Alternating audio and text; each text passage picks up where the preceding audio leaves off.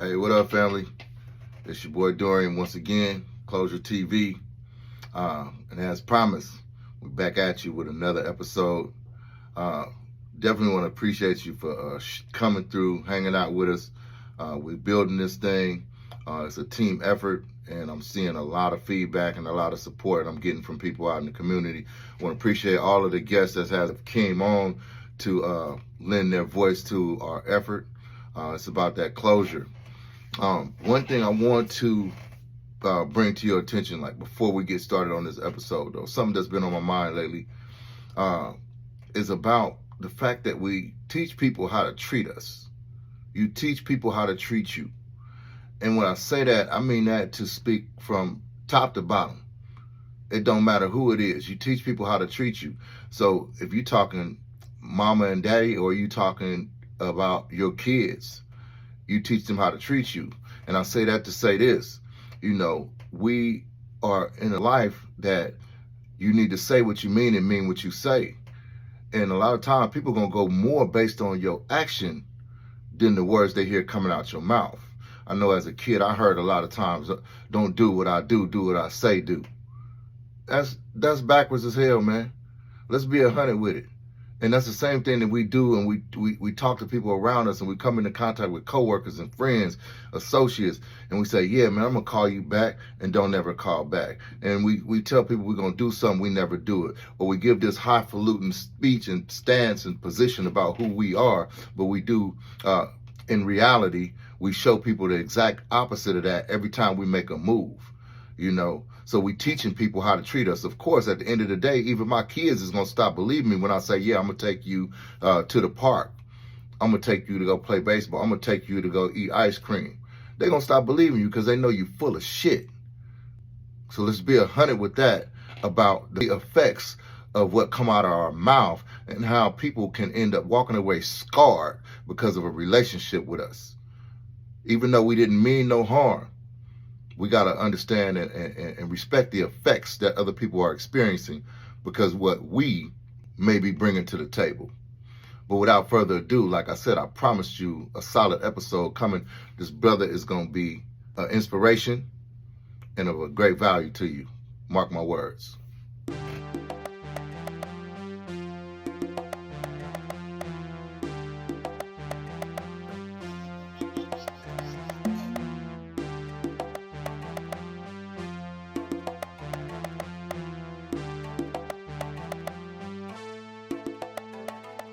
Today, we have an outstanding guest with an absolutely phenomenal, and I mean phenomenal, story and life experiences that he brings to the table. This is Brother Stay. For y'all that don't know, Brother Stay, how you doing? I'm highly blessed and highly favored. Man, I couldn't have said it no better myself, man. And the smile says it all. That's the icing on the cake to let you know he's keeping it real. But thank you. Yeah. No problem, man. So we're on the call, man. You graciously agreed to host my podcast and be a guest on my podcast on short notice. So I want to appreciate you for that. And I know you got some hell of insights for the people, man, when you start speaking. So without further ado, let's just go on and dive into it, all right? Yes, sir. Okay. What I did, I prepared like a speed round, right? So yeah, I got you. Just to crack the can open, we're just gonna run at the speed round and just answer the question, the question, brief as possible, whatever first thing comes to your mind, all right? All right, I got you. First question. What's your favorite color? Green. What actress, entertainer, or athlete would you love to date? Sanaa Lathan. Okay, if you could go any place in the world right now, where would that be? Africa. All right, what's your favorite animal? A lion. If you could choose a superpower, what would it be?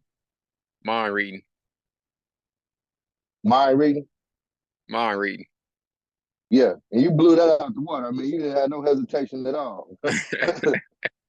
So, yeah, we'll revisit that in a second. But here, let's now go ahead and let me kind of familiarize the people with who you are, and I'll let you dive in as well. But for the people that's listening, this brother is a documented writer. He's a writer, uh, author. He has written a book. He has, I think it's a 4-part documentary in Three, three, three, circulation right now. three, three-part documentary series. I'm working on part 4.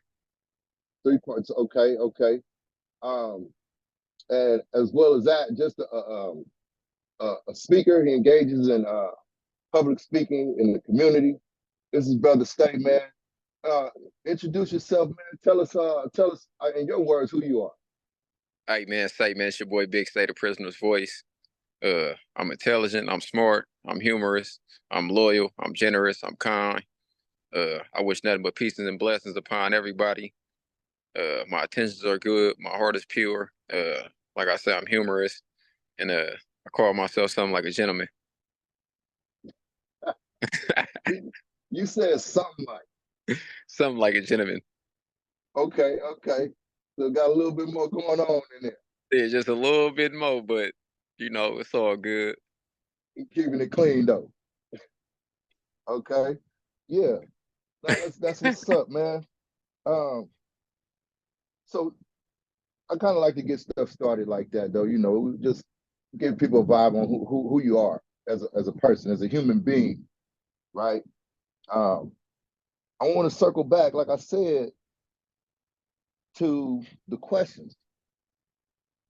The speed round and the first question I asked was your favorite color. You said green. Why is green your favorite color? Well, green is, the symbol of life. It's a symbol of trees, the symbol of grass. And without trees and grass and without that, you would have no oxygen. So it's the symbol of life. It's the symbol of nature. That's why green. So I'm gonna give you an insight on that. But now that you said your favorite color being green and you gave that description, my favorite color is actually green as well, right? But my definition, my explanation of why that was always my favorite color was because that was the color of money. Oh, is that right? Materialistic? I mean, that's just was the answer. That was unsurprised. As if somebody ever asked me, that's what I'm gonna say, right? Yeah, it's So all just a good. little insight, yeah. But you said your favorite the actress entertainer that you would love to date is Sanaa Lathan, right? Yes, sir. All right, where did that connection come from? Well, just I'm gonna be honest with you. It really come from one of my favorite movies, which is Love and Basketball, I believe it is.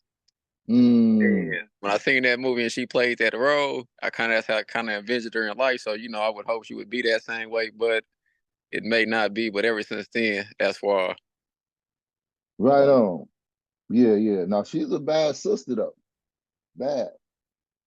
Um, okay, if you could go any place in the world right now, where would it be? And you said Africa. Yes, I would go to Africa, specifically South Africa, because that's the homeland of Madiba, which is Nelson Mandela. And I would just want to trace his footsteps and walk in the same footsteps because to go from doing 27 years in prison to becoming the president of a nation is a great thing. So I would want to go to South Africa just for that. So you got aspirations on possibly becoming a president at some point? Well, I do plan on probably like 10, 15 years from now running probably for local office or something, mayor or something within the community. Right. So, dude, man, when you listed that your personal attributes a little while ago, it kind of makes sense that you would shoot for something like that. Yeah, I didn't know I'm that was in there. Go ahead. no, I'm a firm believer that the community need somebody that can help it, but that understand that came from where they come from, and then just walking the footsteps that I done walked. It's like okay, I understand that everybody need help, and I done developed empathy and sympathy for people. So it's like, what better job to be able to put your community and yourself in position to be able to change it. Absolutely. Absolutely. And then that to me resonates with the title you gave yourself early on too, saying that you are the prisoner's voice. Yes, I call myself the prisoner's voice because in prison a lot of people feel hopeless. People in there with life without parole, people in there with 50 years of life, 75 years of life, and drastic sentences. And which one I had, because myself, I was sentenced 50 years of life, but fortunately, I was able to gain some type of platform on my Instagram and be able to speak out for people. And I always told myself that if I got up out of my life sentence, that I would speak for those who have no voice. Speak for the voiceless. Speak for those who are basically in a grave, in a living grave. Yeah, that's powerful, brother. We definitely circle back to a lot of what you just said. I just want to finish this right here. Uh, Yeah. on the lead in. What's your favorite animal? You said lion.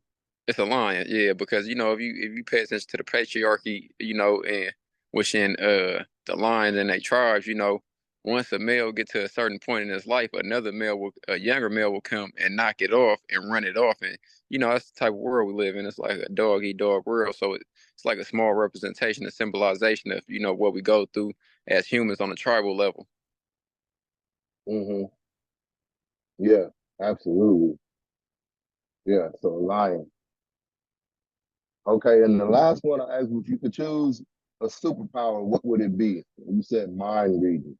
Yeah, it'd be mind reading, knowing what people think, knowing what they thinking, because then again, they can't lie to you, and it gives you the advantage and the opportunity to be, steps ahead. So it's like mind reading, and with that, I mean, it's like nothing that you can't do. I would definitely agree with that. Uh, Man, so you know, you speak a lot about. I mean, it feels like connection, and like you did speak specifically to empathy and sympathy for others, um, and being a prisoner's voice as well. Where does that come from for you personally? Well, it comes from, me going to jail at such a young age, at the age of 14 years old, then at 16 years old, getting 50 years of life, and then doing 17 years and 6 months and going through that whole experience and that traumatization and knowing that, it was at times that I felt like uh wasn't nobody listening. So I know, the whole mass community of the incarcerated is feeling the same way. So it's like, why wouldn't I be the voice for the prisons? You got everybody that claim they the voice of the streets and things of that nature. But who gonna be the voice for those who can't speak? Right. So you just took that and put that on your shoulder. You didn't need to be Well, told that you needed to do that. no, I just felt that it was a obligation. Basically being blessed. Of how I was blessed. Why not return a favor? Why not return a deed? Yeah, absolutely. So I'm pretty sure people that's watching the podcast have heard you express that you were incarcerated at a young age. Uh, and I know they're gonna have question marks and their eyebrows is raised, like, who is this brother? Uh, as I would. Can you now go ahead and crack the can open about that incarceration? What led up, stuff like that. Okay. Well, at the age of about like 8 years old, my father had went to prison for manslaughter, and being in a low income community in a society in a single mother household, you tend to just, while she always at work, you always in the streets because you're not being watched. So it started off with like, stealing cars, I mean, excuse me, let me take it back a few steps. Stealing from the store, stealing bikes, then, started stealing cars and things like that. But then, eventually I was arrested for first degree murder at the age of 14. At the age of 16, I was convicted and given 50 years of life by a jury of 12. And then from there, I was shipped to the California Youth Authority, Preston. And then on my 18th birthday, I was shipped to DVR. And then about 3 months later after that, I was shipped to High Desert State Prison Level 4, 180. Did about 5 years there. And then I was shipped to Centinela Level 4, 270, and did about 10 years there. So I get that the time was done. Um, did you feel like the time when they gave you your sentence at that young age, did you feel like that sentence was warranted? Well, no, I feel like that sentence was drastic, especially on a 14-year-old. Because that 14-year-old, you can't do nothing as an adult. So it's like, for one, if I can't do nothing as an adult legally, how can you legally charge me as an adult? So that right there showed me that it was a double standard within society in the way society functions. So I always felt that my sentence was drastic. I always thought that I should be given like a juvenile life, like 10 years or something of that magnitude. Yeah, yeah. So did you have representation through the court system? Yeah, I had representation. I had a public defender, an old black lady named Joanne. But shit, it was me and 20 other people in juvenile hall that had the same attorney. So she did the best that she could, but with her resources, it just drained her. So I don't think she was able to do her best. But uh, it turned out how it turned out. My mind is working in 1,000 directions just based on the weight of that situation, man. I mean, like, I'm like looking at a brother who obviously survived the whole ordeal from start to finish, but I know it's a whole lot of gaps in storyline between then and now. You're a grown man, Yeah. but you didn't go in like that, man. Nah. How do you feel that situation shaped you? Do you feel like it's like uh, some time that got missed, some opportunities in life that you might have missed, or I was just telling somebody today, right? Because they was asking me kind of like the same thing, but I'm like, when I was going through it, it felt like that. But now that I'm out, it felt like, okay, oh, that was for a reason. So I don't really feel like I lost no time or nothing like that. I'm not really trying to catch back up. Well, I'm not trying to catch back up. I'm just kind of like going with the flow because I believe everything is dealt in fate. It's God's plan. So now I don't really question things like that. how do you feel that you were prepared? What are some of the things that you grab a hold of when you said that it was God's plan? What are some of the things you feel like He specifically showed you? Well, if I would have came out at a young age, I probably would have committed another crime. But at the same time, during my stint of being incarcerated for 17 years and 6 months, I had took numerous self-help groups to help myself. I had a lot of time in the cell by myself to think and be with myself and actually know myself. I graduated college. I produced 3 documentaries. I had wrote my autobiography, which is on Amazon, Lower State of Transition. I had made music videos and motivational speeches and just giving people positivity and hope. So, I use my time of being incarcerated. Not only that though, but just reading books myself, autobiographies like George Jackson, Soledad Brother, Tookie Williams, Blue Ray, Black Redemption, Nelson Mandela, Long Walk to Freedom, Huey P. Newton, Revolutionary Suicide, Marcus Garvey, Life Lessons 1 through 22. I believe during that time it helped me shape my character and become the man I am and, mature my thinking. Absolutely. I'm pretty familiar with some of that, some of those books that you spoke about. You know, and just as a little bit of an insight, I had to read some of those books when I was incarcerated, right? Right. Yeah. And so I could definitely identify with how that kind of helped shape me as a brother, as a man. It's a cold walk. It's a cold walk. You know what I mean? You walking around nothing but men, uh, and you gotta find your way. Everybody don't have Most your best definitely. interest. No, Yeah, a not at level all. four. A lot of Yeah, people in there trying to manipulate you. A lot of people trying to use it, especially like a lot of the older dudes that really be scary. They try to get other people to do their work for them because they don't want to do it as men. So, it's a lot of manipulation and psychological warfare that go on in prison. yeah, 100%, man. That's why I say, I can kind of like I hear where you're coming from, but you know, the thing I would ask you too is, because there's a lot of scars that come with that journey, right? And Yeah. that's why I'm just like, bro, I was kind of really interested in hearing from you specifically because that your story is like, I ain't gonna say none other, but you don't see a brother every day that done had to deal with that. So I'm wondering, like, how did you deal with it? Like, how do you process that, man? You know, being in prison, man, you learn to become desensitized. Really, I'm gonna be honest with you, in juvenile hall, really though, because you know, after you start getting the fights, police starts slamming you and restraining you and kicking you and punching you, you know, you kind of get used to being abused and you kind of like endure the pain and it makes you stronger. So, you know, it was things like that, or just going to, you know, when I got to prison, going to the yard and seeing somebody get killed or seeing somebody get shot and stabbed, and you know, seeing somebody get a 2-on-1 and 3-on-1, you know, it's an eye opener. And then, you know, after you've seen it so many times, you start laughing. Right. So it becomes normal program. Exactly, you become used to the trauma. Where did you put that trauma? Where did you know? Because you know it's there, Yeah. but you can't run it. Well, You you know, got to dry up. you do different things to cope with it. You know, you work out, you read, you write, you know, to exercise your mind. You might do meditation, you might listen to music, you might, you know, watch TV.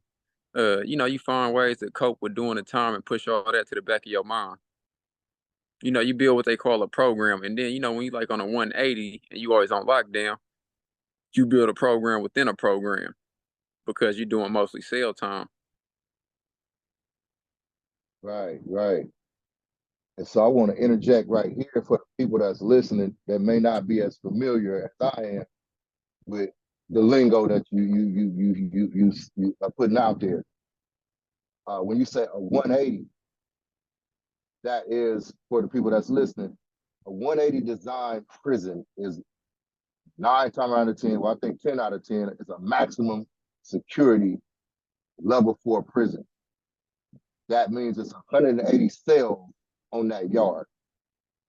If there's a 270 design, that means it's 270 cells. So what he's talking about, he was living his whole program life in a 180 cell yard.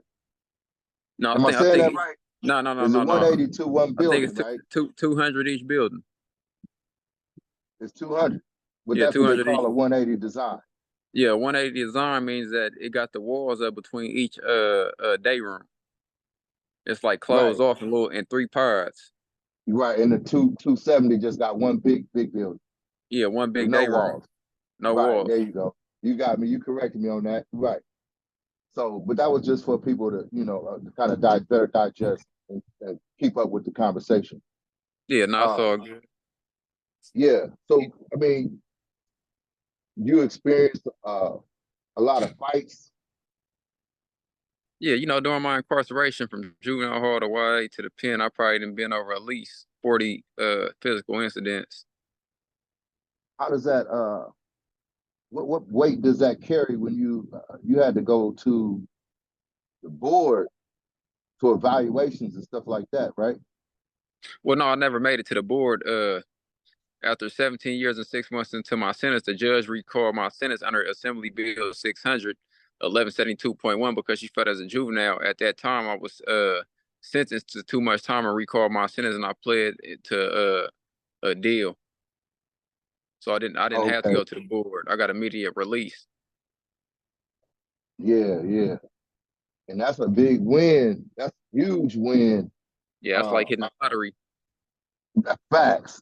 Because from my understanding, if you would have went to the board, they was gonna bring up all the fights. They was gonna bring up all the fights. They was gonna bring up all my documentaries and me making documentaries with illegal cell phones in prison. They was gonna bring up my music videos. They was gonna bring up my podcast interviews. They was gonna bring up everything they could, everything on the internet, everything that I've done in prison, all to their use, and that would give them the option to deny me 3 years, 5 years, 7 years, 10 years, or 15 years.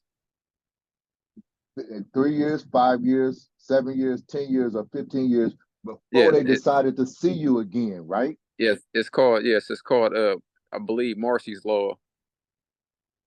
Okay, right. And so just I'm trying to get a people an idea of what you had to been dealing with and your mental, right? Because you before the law changed and everything, you didn't see None of that. Before the law changed, my release date was January 18th, 2057. So, during that time, you got to kind of like, take it one day at a time because, you're going through all this stress, all this tension, being in a tensional environment, being in a stressful environment, having to deal with the inmates, having to deal with the correction officers, having to deal with your work supervisors and things like that every day. You fighting oppression and you in a psychological war. But basically you waking up in a war zone. Every day you walk out your cell, you under surveillance by the Mini 14, the gun tower. So it's like every day you wake up and you on alert. Did the thought of giving up ever cross your mind? Sometimes some days felt kind of hopeless, but I always felt that one day I was gonna be released. And I remember one time after I had gotten into an incident on the yard and went to the hole and came out the hole, they had put me in a cell with an OG that had been incarcerated for 36 years at that time. And he sat down and had a talk with me. He like, look, I said, you've been, incarcerated since you was a kid. He like, man, you gonna go home. He like, this is what you need to do. And that's what really got me on my path to rehabilitating myself and taking programs. How long into your sentence was that? I would say that was probably 7, 8 years into my sentence. And you picked that game up and ran with it. Yeah, I picked that game up and ran with it. See, when I was on the yard, I would always hang out. I would hang out with people around my age, but I'd make sure I take time to hang out with the OGs and, sit there and listen to their stories. What was your intention behind that? It seemed like you was kind of trying to soak up some game or something. Well, yeah, that's exactly what I was trying to do. You listen and you learn. So I was trying to listen so I could learn. Did you uh did you have a strong support system through that time? Yeah, fortunately, I was one of the fortunate ones where my family supported me. A lot of my homies supported me. I had some females supported me. It was kind of like in seasons. Want to leave, want to come, want to leave, want to come. So I was pretty good. I was pretty blessed. Good, good. And you said your dad had that manslaughter, but was that came and went by the time you was in there, right? Yeah, Did he come the out? crazy part about it is the same year I got arrested was the same year he got out. So I went to Oh jail man. January of 2007, and he got out later that year. Wow. Wow. Yeah. Yeah, and then at this time, first year being incarcerated, my grandpa done died, my auntie done died, my cousin done died. A little bit later on, my friends started dying. So you dealing with all this at one time. And then you at a young age. So that was that those your family members, your loved ones passing away was within how much of a span of time was that? Shit, that was within the first year right there. All of that? Yeah. So I'm fighting a 50-year to life sentence. Then I got all them passings. Damn, bro. So you kind of did you cling to the OGs in that time frame? You were still in. You Well, wasn't nah, even this in. this nah, I wasn't even independent this time. I was first year in juvenile hall still. I was Yeah. just turned 15. Got arrested at 14, just turned 15. How did the staff treat you, bro? Knowing you had that you was up under that. Nah, I had pretty cool staff in juvenile hall. I mean, they only really mess with you when you acting up. So, when I wasn't acting up, they was cool. Yeah. As you can see, bro, I got so many questions. I mean, and the thing about it too, though, man, for me, bro, I've done my share of time, man. Yeah. I've done my share of time, and full transparency, man. That's part of the reason why I do what I do now with the motivational speaking. I'm gonna have podcasts. I gotta lend my voice to the people just like you doing. So that's what's so crazy about our paths have crossed, and a lot of our motivations is the same. They come from basically the same place, uh, and that's why Closure TV has come into existence.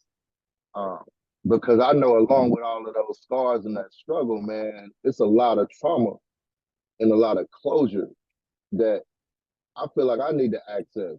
But I'm like, dude, if I'm a strong dude, how about the jokers that ain't as strong as me, man? You feel Exactly. me? Exactly. They don't have my tools at their disposal, and because of the pen, locked up as since a juvenile, I did pick up some survival skills, and I know how to be strong. But I know some cats that succumb to that pressure too, and that's why I Exactly. really admire you saying you the prisoner's voice. I know where that comes from. You know what I mean? You said it out your mouth too. Nah, I appreciate it. I appreciate it. So, nah, though, but yeah, that's what happened with me when I was in juvenile hall. But then, going through the years and when I finally hit prison, that was a real traumatizing experience because you go into the yard, like I say, when I first get to high desert, the Northerners and the whites is at war.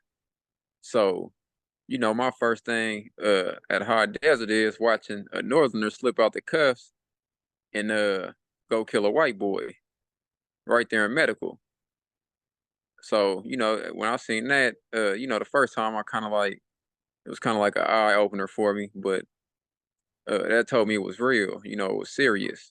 But what the incident, after that, it was a white boy on the yard. It was three white boys, and they was working out, and two of the white boys that was working out with the other one of them tackled him and wrapped him up by the legs and took him down, and the other one started stabbing him, and you see blood going everywhere, uh, and during that time the tower is yelling, "Get down!" So he doesn't get down, and he turns, and the tower shoots him with the mini 14 in the stomach.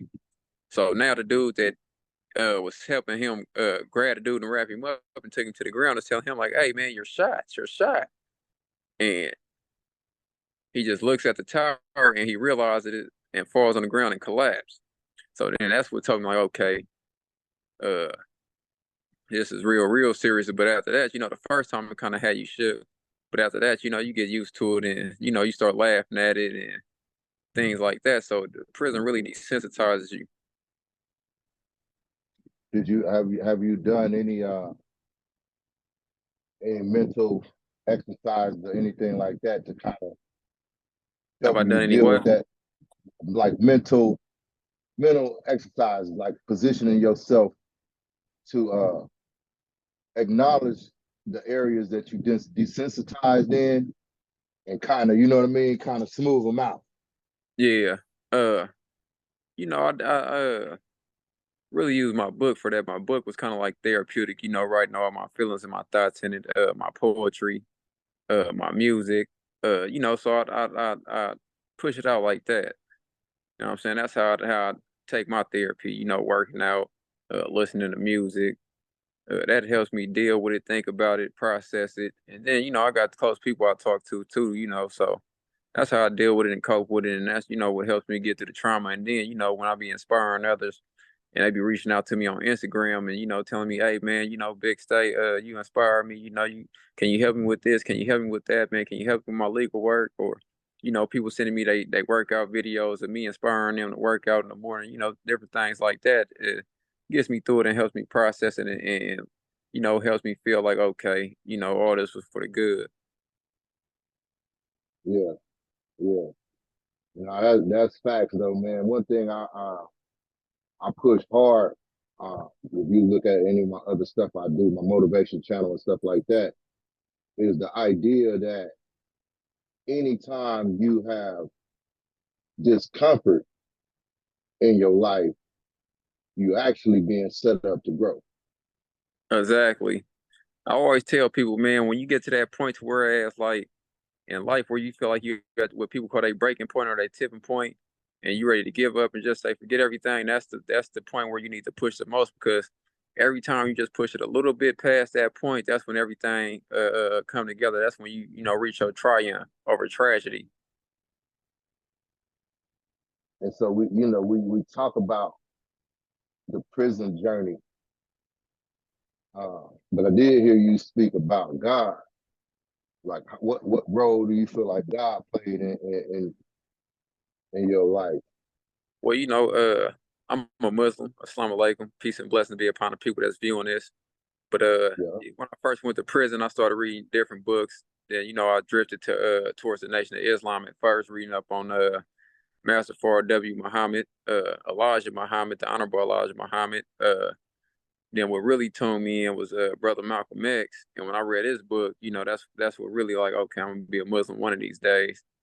And then when I read his book and his journey and seen him embrace the whole Islam and seeing how it changed his perspective, that's what really drew me to it. And then Right. not only that though, in Islam, it teaches you unity and structure. Everybody prays at one time. Everybody does things at one time. Everybody comes together to the Ummah on Juma, on Fridays and come and worship together and stop everything, no matter what they doing. So once I accepted Islam, it's like everything started becoming into alignment. Everything started lining up like God, started working because I embraced God. So now, I don't never question God. I take things for what they are, and I don't really question fate because it's all God's plan. I can dig it, man. And then too, another tidbit, man. Cause bro, like you be letting off shots, man. I don't think you realize where it's hitting me at. Uh, I too wrote a book. I published it in 2022. It's called He's Able, Path of My Evolution. And once again, walaikum salam to you, brother. Um, I have a history with Islam as well, right? And so, bro, it's just a beautiful thing, man. That like I say, you inspire me on so many levels because I push out my content the same way. I'm coming from the heart and basically from the hip at the same time. I'm letting off shots because this is what I feel like the Father, the Creator, has positioned me to do. And I don't feel Exactly. I don't feel like I can give myself permission to shut up because of who's telling me to talk. You know what I'm saying? He didn't tell me to start talking when I didn't have nothing to talk about, right? So Exactly. anything that I was trying to express in the past that had to do with some bullshit, he done covered my mouth about that. You know what I Exactly. mean? So now I ain't got no filter. Right? Exactly. Got to let it Yeah. out. So yeah, exactly. You know what I mean? And he ain't gonna have it no other way. And that's why I look at actually about the journey of you being in prison and how that developed with you, how he rocked with you, because I know that's how he developed me. Unfortunate as it is, like obviously you and I both experienced it, but that's just the truth, Exactly. you know. No, that's So yeah, facts. I gotta get a copy of that book in your hand. I gotta get a bar of yours as well. Whenever it's possible. Yes, Um, sir. yeah. Let's shift it just a little bit, man. What what's one of the funniest things that you saw in your time away? Well, I can't really say I had the funniest time, but I remember, I worked in PIA, which is the Prison Industry Authority, but I was a sewing machine operator, and we had a brother in there. He was kind of like the Dave Chappelle or the Steve Harvey or the Bernie Mac of the shop. So every day he'd come in and he'd, just get the cracking jokes at everybody. And, for a moment, everybody would just, forget they was in prison and feel like they was at a comedy show. So I could say that was like one of the funniest times in prison. Like every day you going in, you got something to laugh to, something to, make you smile. Did bro had he had a life sentence? No, he was, was a short termer. He was going home, had a couple years, but shit, you couldn't tell the way he was yelling. He was just doing time. Right. Would you suggest him at one of the comedy clubs or something around the way? Oh yeah. I would pay him to come, do a personal comedy show, for me and a group of people. If we like on some double dates with some females or, a group of guys and a group of females, call my partner, give him a couple dollars, support a black business, help him do something positive, make people laugh out here. So I most definitely would. So he was that good, huh? Just Yeah, he naturally, was, huh? yeah. He wasn't making nothing up. He didn't have no written stuff. He just was just off the cuff Man, with it. off the top of the head, everybody got something they good at. Everybody got a talent, and that was one of his talents. Okay. Yeah. You familiar with a brother named Ali Sadiq? Oh yeah. I believe so. He's Yeah, he his originally from LA. I think he was out of like Houston or something. But his whole comedy skit is based on his life growing up, as you know, becoming a drug dealer and catching some time. He caught like 15 years, and everything, all his whole comedy be about the jail time. Oh yeah, Hey, yeah. check I him ain't never. out. He crazy. Yeah, I'm gonna have to get up on him. I ain't never even seen him. Yeah, nah, he crazy, man. He smooth with it too, you know. But yeah, no, you right. Everybody got something that they good at, man. What would you say about that in that area about yourself? I would say I'm good at writing. I'm really good at writing, really though. Communicating, bringing my vision together, turning my ideas into action. So I'm like a executive producer, and I get things done. And when I'm passionate about something, I get obsessed with it until it's done. I'm ambitious, so it's a lot of good things.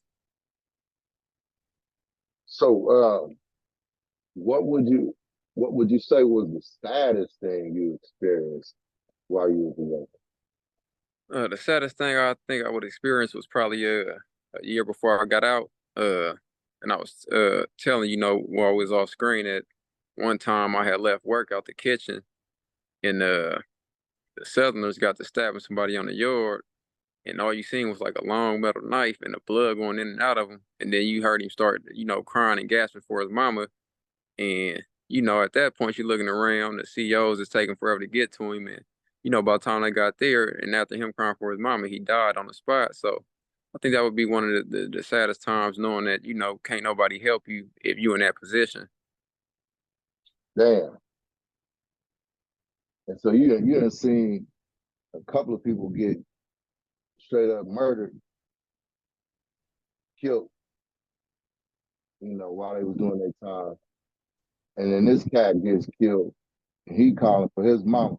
How did that hit for you? That resonates because your mama is supposed to be like Superwoman. She supposed to be the all, be that one. But it's like shit. Not even your mama could help you. Not even these correction officers can help you. So this is how fate have it. This is how it's gonna end for you. And in the end, you just gonna be helpless, and you're gonna be dying around like a bunch of demons. It ain't even gonna be no love when you dying. People gonna be laughing after you dead, talking about why it didn't happen. And it's like a real messed up society. Kind of like the strong preying on the weak. You know what I'm saying? And in there, only the strong survive, whether it's mentally, spiritually, whatever you're strong at and you use it to your advantage, you're gonna survive. And a lot of people ain't got that in them. A lot of people be weak. So when you left, like went to your cell after that, how was your mind working? Like what you just Well, saw? Like, at that moment it was like I say, prison desensitized you, so it was like on to the next program, bird bathing, washing my laundry, and getting myself back comfortable in the cell. You don't even really think about it. so you didn't even you know what I mean? You didn't replay it a whole lot. You just checked it Nah, and kept it's just, going. another day. It's just another day on the battlefield. Somebody Right. got killed. Go in here, wash my laundry, bird bath, make my food, and settle in for the night because I know program over with for the rest of the day. Yeah. And I get it, man. Don't get me wrong. I mean, I can replay situations, man, that I was in that 4 yard situation and I had to go back to my cell after some crazy stuff happened. And it's like me, I wanted to have that moment. You know what I mean? Because I know I had a date, you Yeah, know. And most people's eyes, I was always short time because I ain't never did that long. I was just a knucklehead in and out. But of course, if you land on that 4 yard, you one of the crew. You one of everybody else that's walking around up in there. You got to survive like everybody else. most So definitely. yeah. So my point being that I would go back to the cell after whatever happened, and I'm like, this shit real. Exactly. This You where you it, at. it, This is your life right now. it gives you a better sense of reality. If I ever get free again, man, I'm gonna cherish that. I'm gonna cherish every moment. That's why anytime anybody ever asks me, how I feel being out, I always tell them it's a blessing because it's God's gift. It's like hitting the lottery. Things like this coming off a life sentence and being resentenced. and coming home, that's like it don't happen that often. Back when I went to prison, life meant life. So, for to be able to have this happen is God's gift. Straight up, straight up.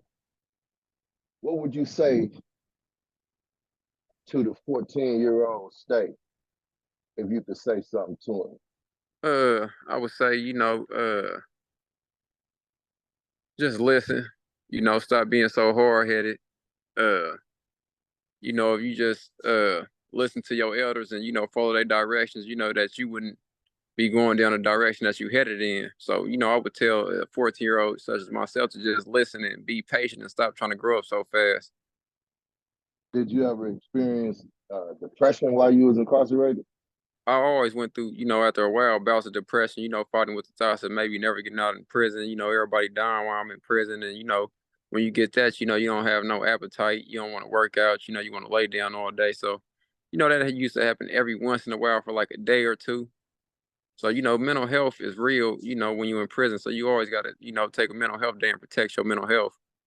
No, I think it's real important that you was able to be honest and share that, man, because I'm not sure that people get the weight of the discussion like that, you know. And the reason I can ask these questions because I know I've experienced it myself, so I just feel like, man, you're a perfect person to bring that out and let them hear a little bit of it, you Nah, know. most definitely.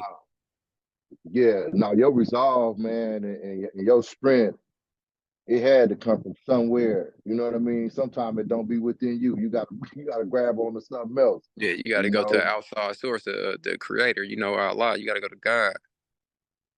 Yeah, yeah.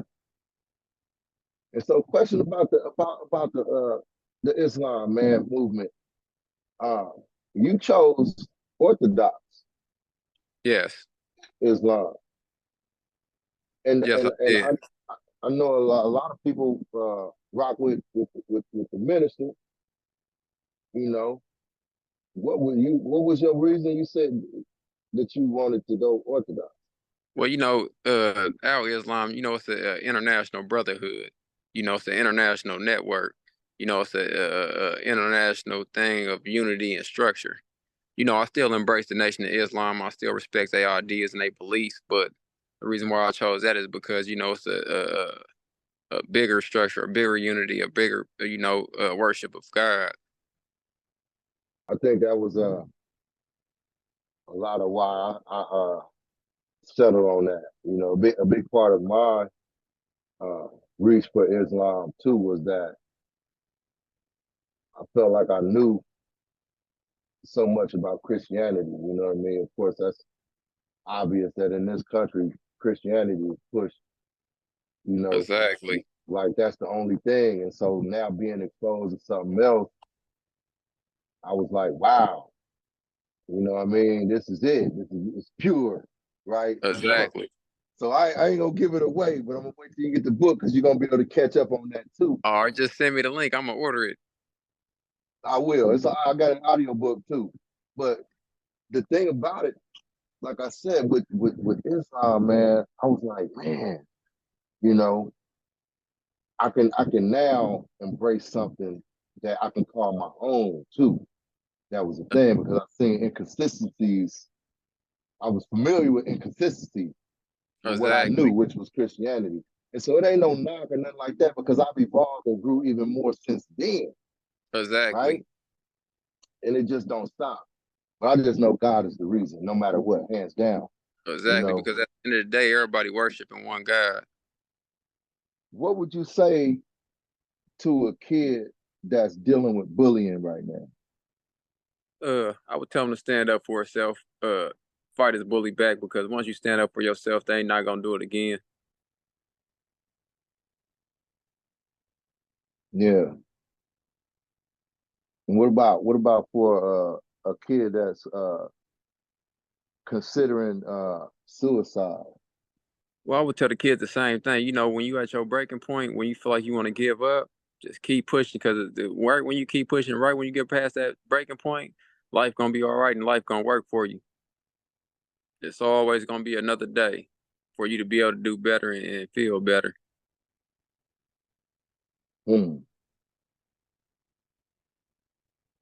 And here's another bonus question on the way out. If you had one thing you could say to somebody that would be the most valuable thing, what would you say? It would be to value your time, choose your choices very carefully, watch who you surround yourself with, always guard your ears and watch what you let go into your ears. Listen, go with your first mind, and be patient when you hear that calling to be patient. Stay humble and remain modest. Fire, man. Fire. Hey, we're gonna wrap it up, man. Lights is going out, obviously. Lights But going out. Your boy Big say the yeah, president's voice ain't paid his PG&E bill. yeah. Hey, but it's good, man. You got a bill you can't pay. Oh Bruh, shit. what's your socials, man? Stuff like that. Because I'm pretty sure after this podcast, you're gonna have some more calls about engagements, and stuff like that, man. What's your how can they reach you? Man, How you can can they reach me. follow you? You can reach me on Instagram at big_state_, or you can follow my YouTube page. Just look at my first documentary, Louisville State of Struggle: Young Black Men in America, and you can find my book on Amazon, Louisville State of Transition. There it is, man. There it is. Well spoken, brother. Bringing nothing but jewels, and he ain't holding nothing back. I appreciate you, bro, and your time, man, for helping make this happen, man, and bringing your voice to the people, the prisoner's voice. We're Yes, looking sir. forward to more of your work in the community, man, and may God the Father bless your hands, your tongue, your feet, your eyes, and everything you put your hand on, brother. Thank you, man. Close the TV. We out. A wise man once told me two things that I never forget. Number one, you gonna live forever. Number two, if you gonna say something,